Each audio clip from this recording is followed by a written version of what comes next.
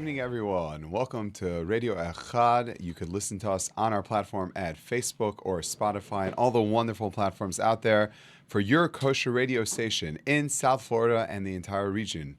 My name is Sova from Merchant One Million in Miami Beach, Florida, and we are so happy to be back here again. We'd like to thank all of our sponsors as well as all the people who are making sure that the magic happens every single moment, every single week.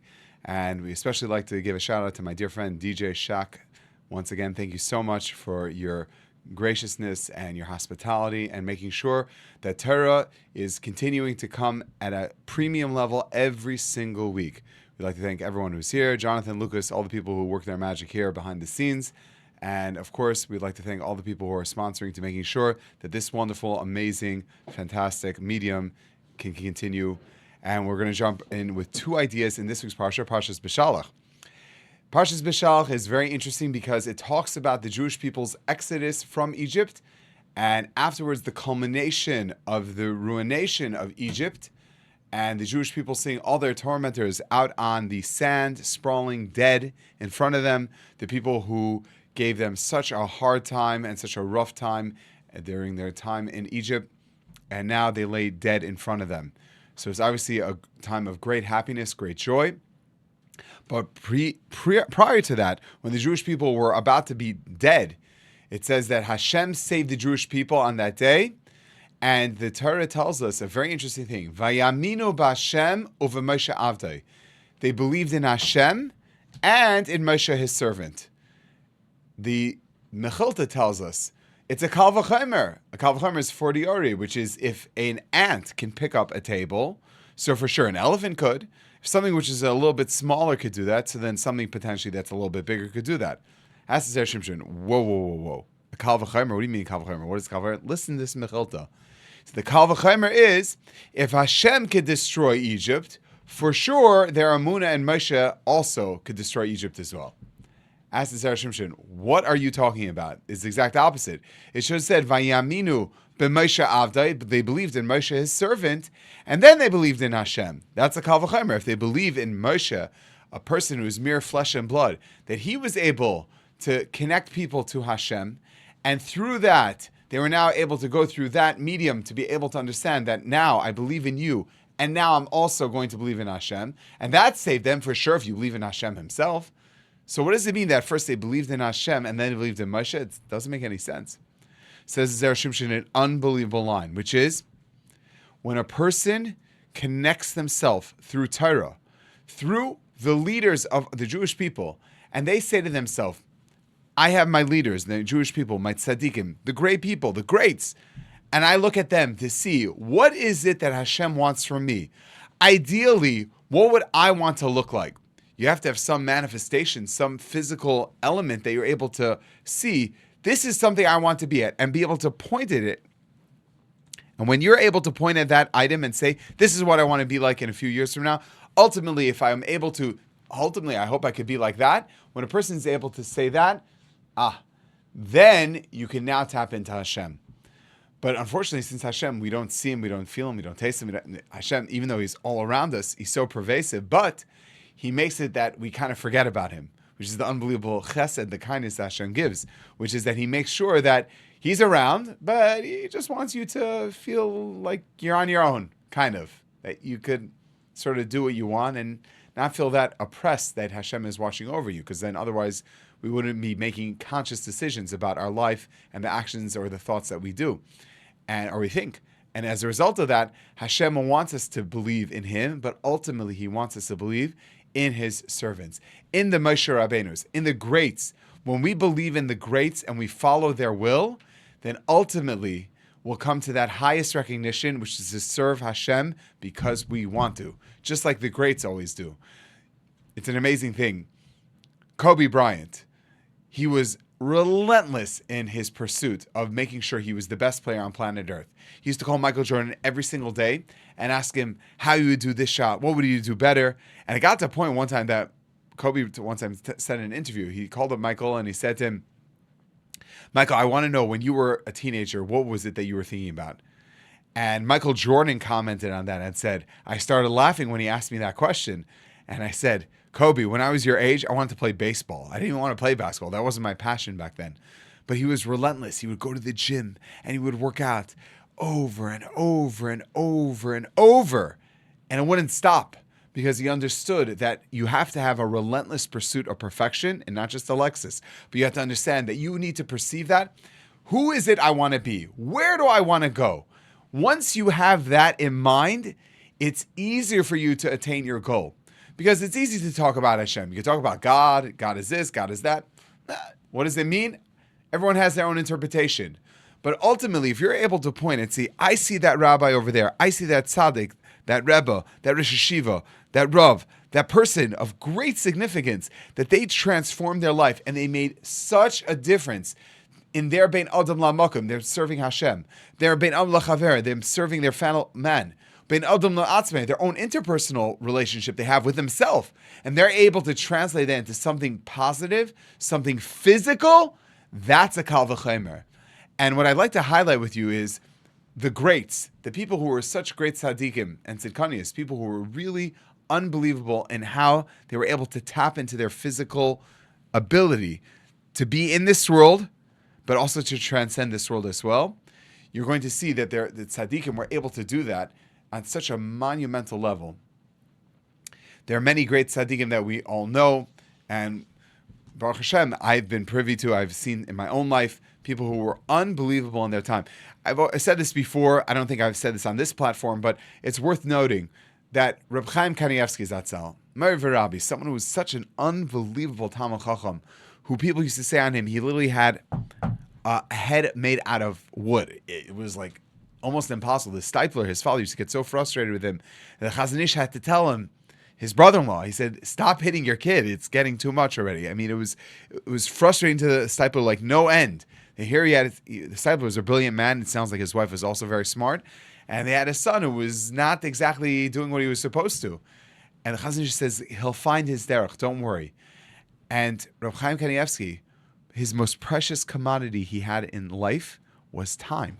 He did not waste a moment. And yet, he took that time and he dedicated it towards other people.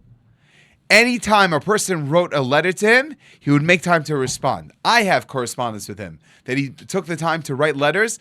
You're talking about thousands of people a day.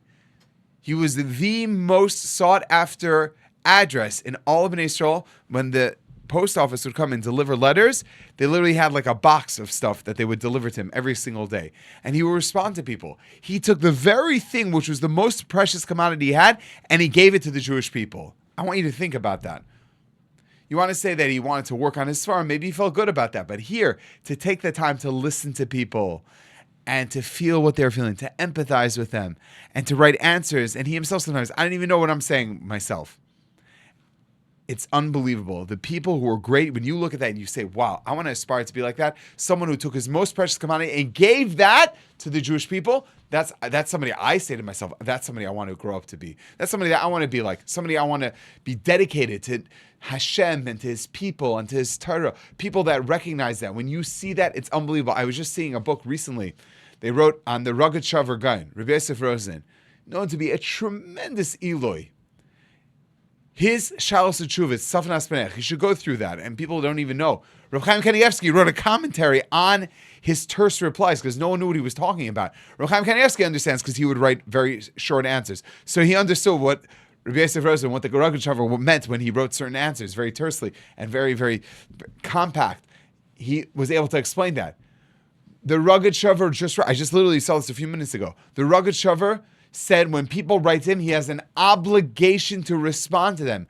Because who knows why they're asking me questions? I have an obligation to answer these people. Hashem's people. He took the very same thing, which was his Torah knowledge, and he took the very same thing, which is his time, and he dedicated it for the Jewish people. That's amazing. When you see great rabbis who are able to do that, they're able to transform that very thing that they have and give it over to others and say, I'm not keeping it to myself. I'm giving it to Hashem and to his people. And that ultimately makes them gain because you never lose when you give to Hashem's people. Hashem always will give tremendous reward to the people who do that.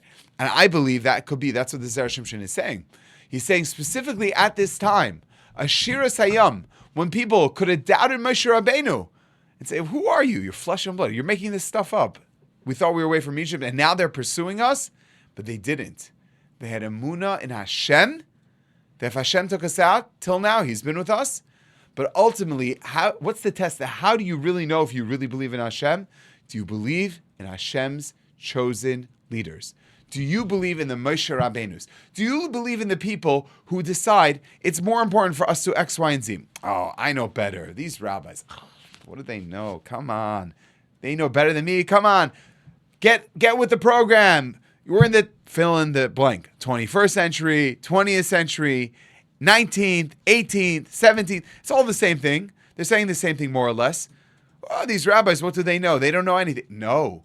I believe and have emunas chachamim. When you have emunas chachamim and you believe in what the rabbis have to tell you, you're only going to gain from that. Only. There was a story that somebody came to Ruchaim Kanievsky and he said he was having a very difficult time with shidduchim. It wasn't working out. Ruchaim said, really, why not? He said, well, when I was younger, there was a story that there was this young girl and her brother, they were walking in the woods, and a bunch of Arabs were harassing them, and I stepped in, and the Arabs got in a fight, and I had this huge gash as a result of that. Ruchaim looked at him, non-fazed, immediately, said, next girl you go out with, tell her this story. Tell her this story? What does that have to do with that? Tell her this story, and Mitzvah Shem, you'll be engaged. And lo and behold, the next girl he went out with, turns out it was that girl that he saved. Amazing. That's an amazing story. Emunas Chachamim. You listen to what the Chachamim tell you. Sometimes it's like, why do I have to even say this? It doesn't even make any sense. Moshe Rabbeinu showed that as well. Hashem told him at the burning bush, tell the Chachamim, Ekeh Asher Ekeh. Tell them that code. When they heard that code, okay, we know you're the chosen one. How did they know? It was a secret that was handed down. Chachamim knew that. When Mashiach is going to come, everyone asked that question. How do you know who Mashiach will be? How do you know who Eliyahu Navi will be? How do we know all these people? The answer is the real people who know, they know the code. If they know the code, then they're not the chosen one, but they will be the ones who will decide who the chosen one is. And we have to have that emunas chachamim, couched in that. Everything we do is emunas chachamim. When the chachamim tell us, this is what Hashem wants from us at this time, at this juncture, we have belief in that. And that's not easy. No one should think for a moment it's easy. That's why it's a kal v'chaimer. It's chaimer, which means it's a much more severe thing. If I believe in Hashem, I trust in Hashem. Every person trusts in Hashem. It's amazing. I get so moved by this. When Agam Berger, when she was recently released with a nace, Hashem should release all the hostages, all our soldiers should be safe. She wrote on a board, B'derech emunah bacharti, I chose the path of trust, of faith. U'b'derech emunah shafti, and with the path of trust, of faith, I returned. And she's quoting a pasuk in Tehillim Kuf Yotes and Ais Daled. Derech emunah bacharti, I chose the path of trust, of faith. And B'li Neder, I'm going to dedicate a shir in her honor for that. Derech Emunah of Ruchaim Kanievsky Sefer called Derech Emunah, which is based on this idea of trusting in Hashem in Eretz Yisrael during the year of Shemitah, that you trust Hashem. But she understood this idea. Derech Emunah, I could trust in Hashem.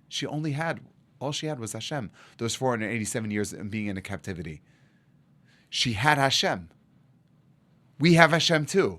But to trust in a basar v'dam, to trust in a person, a human being, he has his foibles just like me. Why, they have to put on their pants like I do. Why are they any different than me? Oh, trusting in another person, not so easy. But Hashem says, in the schus of your amunah and trusting in my chachamim, in my tzaddikim, you trust them too? Ooh, says Hashem. In that schus, you're going to have the geula. In that schus, you're going to get out. You're going to get out of Mitzrayim and have your ultimate geula. And it's not easy. It's not easy to listen to a person, to listen to Das Torah.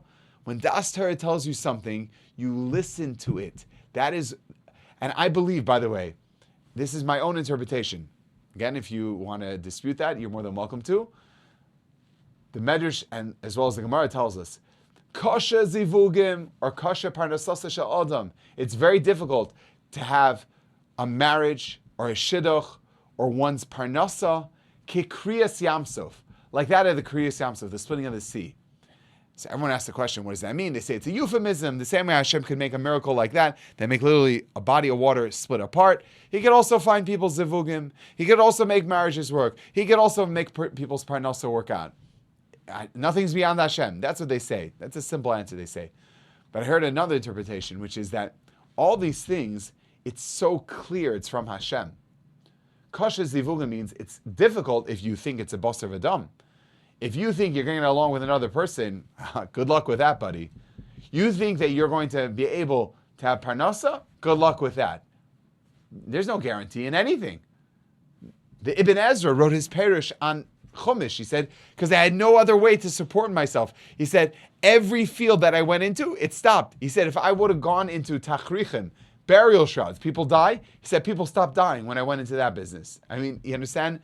He said, the only way I can support myself is I have to write this perush. And we are the benefactors of such a beautiful perush on the Chumash and Navi.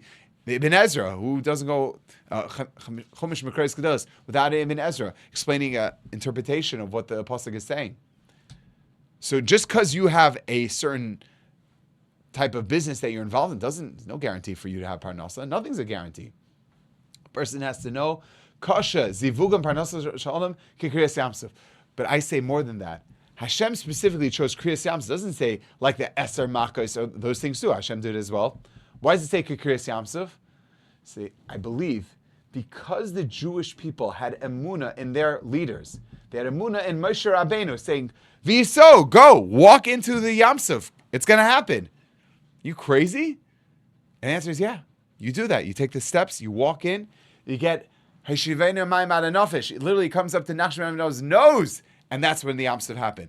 And some people say, by the way, you should just know, we used to always make fun of the Zeta Emmanuel, of blessed memory. He used to say, quoting his father, that the reason why people eat eggs at the Leil Seder, and it's brought down from a Rishon. We used to think it was a joke when he said that. That was like an inappropriate thing to say at the Leil Seder. But there's a Rishon who actually says this. He says the reason why you eat beitzim at the Leil Seder is because the Jewish people with emunah walked into the Yamsuf, and it got up to past their thighs to the place where they call Makam HaBeitzim, and that's when the Kriyas Yamsuf took place.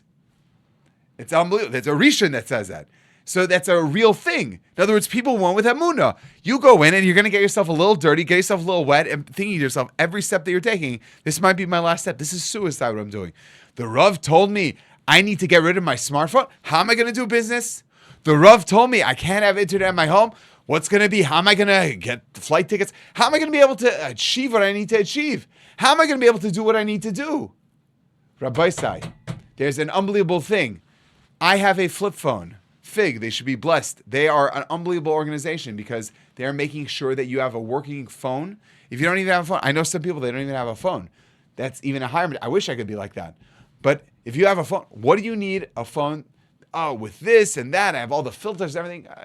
Give it to your kid and tell him, I'll pay you $500 if you somehow jailbreak it and get out. You'll be surprised. I had one kid, one time he told me, he got around, he showed this to me. He showed on his phone. His parents put all these parental controls on that. He says, Rabbi, watch this. What the parents do, he has only an hour of time that he was allowed to be able to be on the phone. What did this guy do? They programmed it from 5 to 6, he could be on his phone. That's it. So what did the guy do? When it got closer to, it was like 5:45, he changed the time zone of his phone. I'm no longer in this location, I'm in a different location. And he kept on moving it. And then when he gave the phone back to his parents, he quickly shifted it back to the original Eastern Standard Time Zone. Brilliant. Your kids could figure it out. So why would you put yourself in that sign? Oh, I can't do it. Listen to Das Torah. You listen to our Chachamim. Now, if you have Das Torah telling you could do that, Ashrecha, beautiful. But at least you have the Ishur, you have the stamp of approval that Das Torah is telling you that. Then it makes it so easy. You're just doing what's being asked of you. And if it works out, works out. Doesn't work out, that's what Hashem wants. Hashem will work it out. I can't tell you how many times I've seen that. How Hashem has made unbelievable miracles happen in front of my eyes, which made absolutely no sense. Multiple times. People have said to me, what are you doing? Why are you doing that? I'll never forget. I was one time at an event.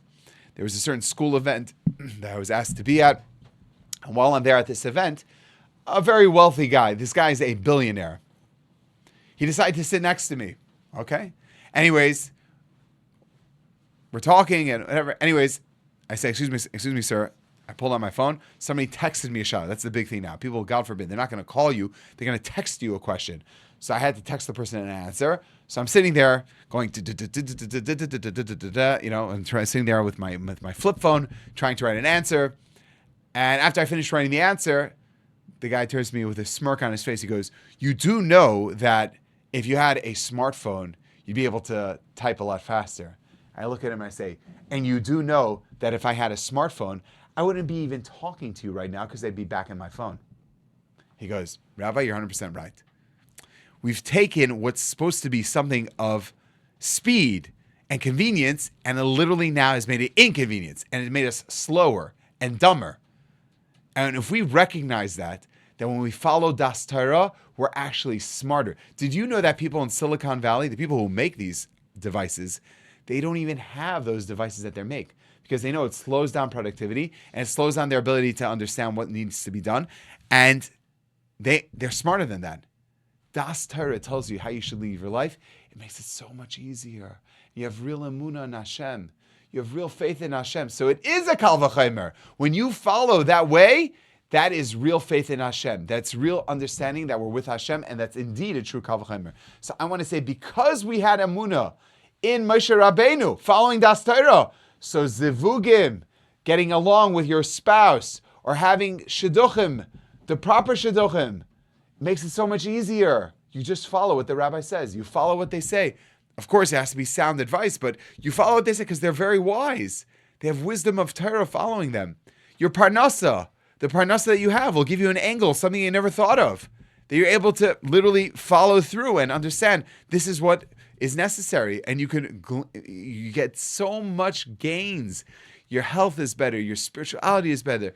You're emotionally better. You're in such a good, healthy place. You're able to focus on the real things that count, not on the silliness. I thought it was a joke. One time somebody sent this to me. He said, there's some people who are so addicted to their phones. There was a person who he wrote in his will, if God forbid he dies, he wants to be buried and the coffin should look like an iPhone. I thought that was a joke. I really thought that was like from the Babylon Bee or something, some like a satire or site or whatever. I didn't know that it was real.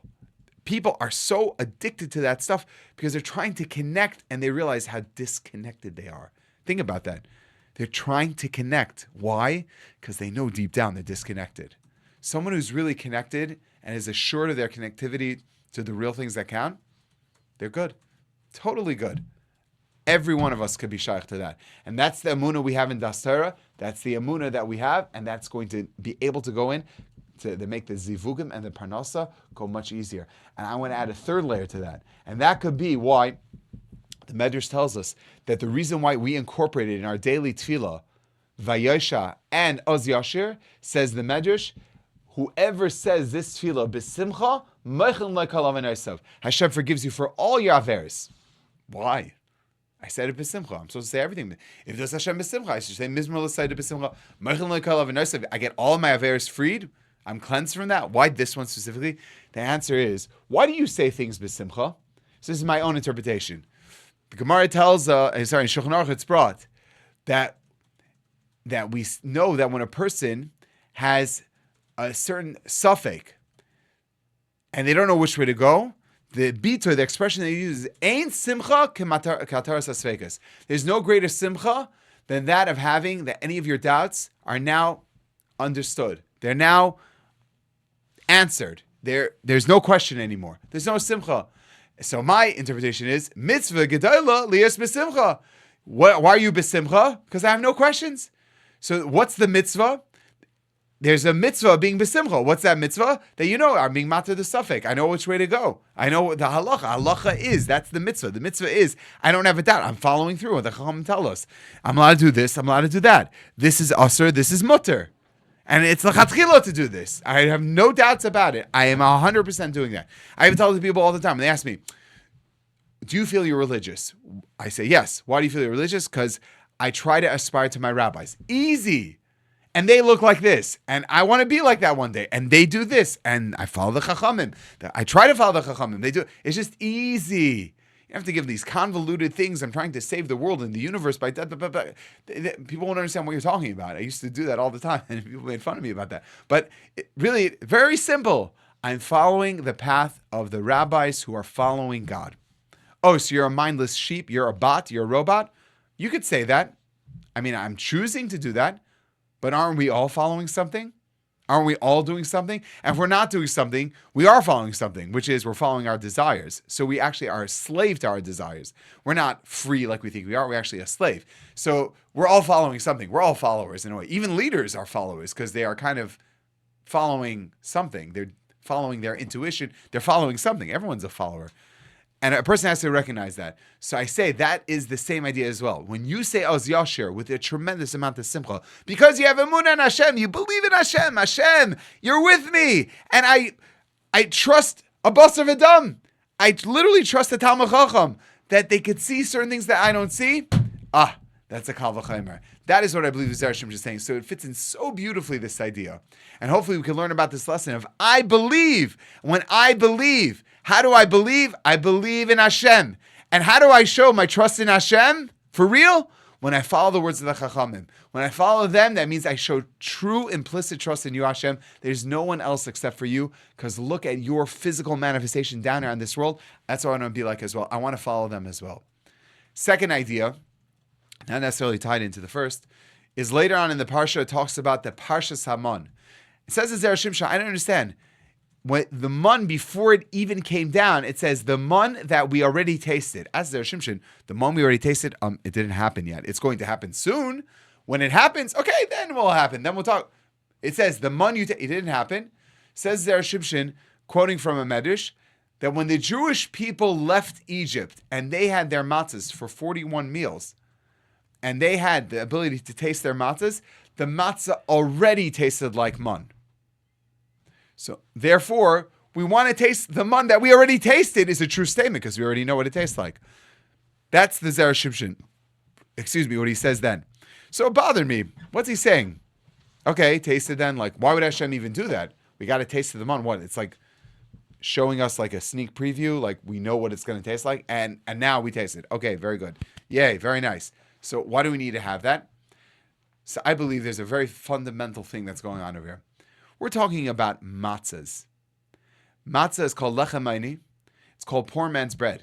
We didn't even have time to go out of Egypt. And as my Rabbi Matisyahu Salomon used to say, it was the one time ever in the history of the Jewish people where we wanted to stay in Egypt.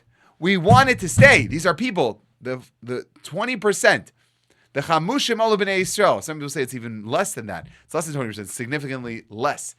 But at least 20% of people that wanted to leave Egypt and were zecha, that they merited, that they were able to go out free. There was one time ever that they told HaKadosh Baruch Hu, they said, HaKadosh Baruch Hu, shniya, b'rega, tichakeh od rega. Hashem, wait one more second. Hashem, when was that? We got to bake the matzahs. Hashem says, oh, now you got to go. Why? He says, because that's how Hashem operates. He wants to try to pull out every spiritual fiber of muscle that he could out of us to make us stronger and make us better. And he wanted a one time that we wanted to stay, and now you got to go. Oh, now we got to go? Okay. So Hashem is saying, now's the time. I want you to exercise that restraint. Then now you're going to listen to me. And you're not going to go. You're going to bake. Now you're going to go, and you're not going to stay like you want to stay, and you're going to have that. Even then, you taste mun. What does mun mean? Mun is whatever you think it is. It's a spiritual food. It's a food that connects you to the sublime, something beyond here. If a person recognizes that when they listen to Hashem and they understand that it not necessarily, I understand what I'm doing and I'm even having this cracker, I'm not exactly sure what it is, but you're listening to Hashem, you're already tasting something spiritual. It's not from this world. Hashem says that taste that you have is going to accompany you also later on. I want you to think about this. It's just a little exercise. Think about this right now.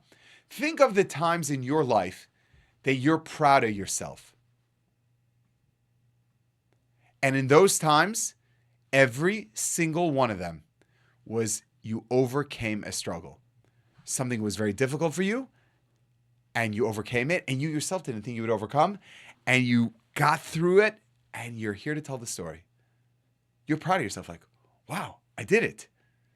something that didn't require any effort or any debate or any, you're just like, you're good. But if somebody that had to go through a nisayon, he had to go through a test and pass it with flying colors, you're like, I feel good about myself. I feel really good. I do. I earned it. Earned, not given, is a real statement. It's not just Nike saying that. It's a real statement. You earned it. Hashem wants you to earn it. That is the tam hamon. That is the taste of mun, of a spiritual food clothed in physical. The matzah, which was such a basic food, such a basic staple, even that you tasted mun. Even that you tasted spirituality.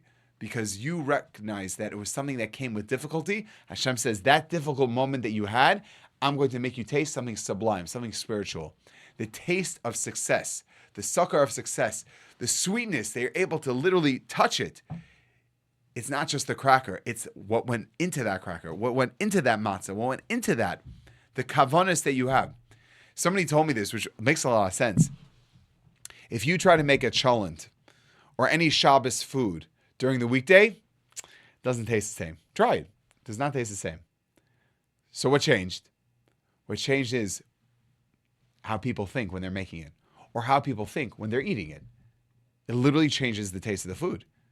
They one time did a study on that where they actually put blue food coloring in the most succulent Michelin-rated food.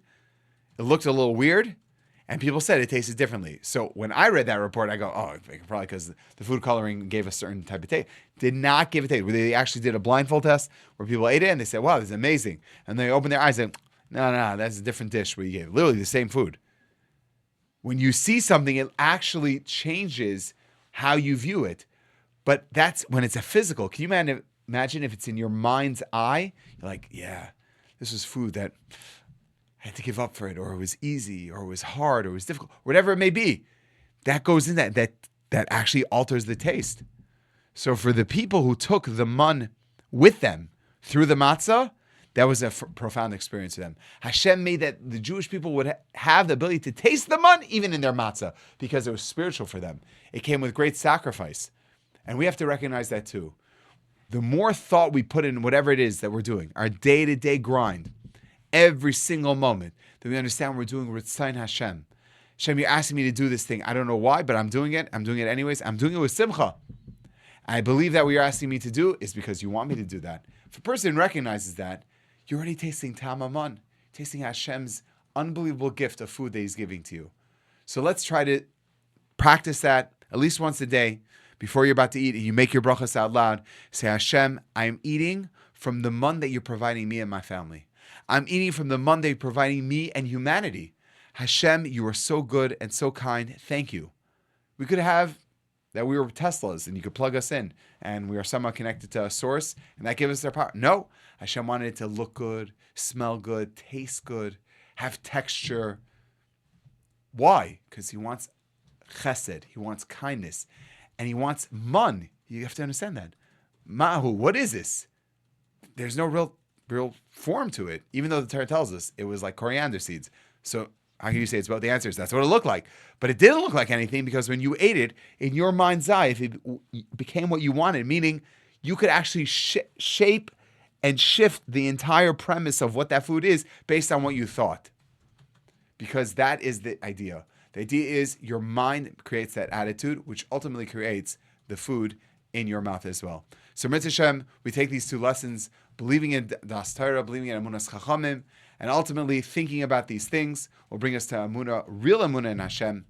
And if we do that, also we have Emunah with the food, the sustenance that we have. It's Hashem's greatest kindness that we have that even when we have such simple bread, like that of a matzah, a cracker, and we can even taste that, and still we taste the mun, is because we infuse spirituality in everything that we do. Hashem should bless all of us, that whatever it is that we taste or we touch should be infused with such tremendous spirituality that in Mitzvah Hashem, it should just bring light and gladness and happiness throughout the world.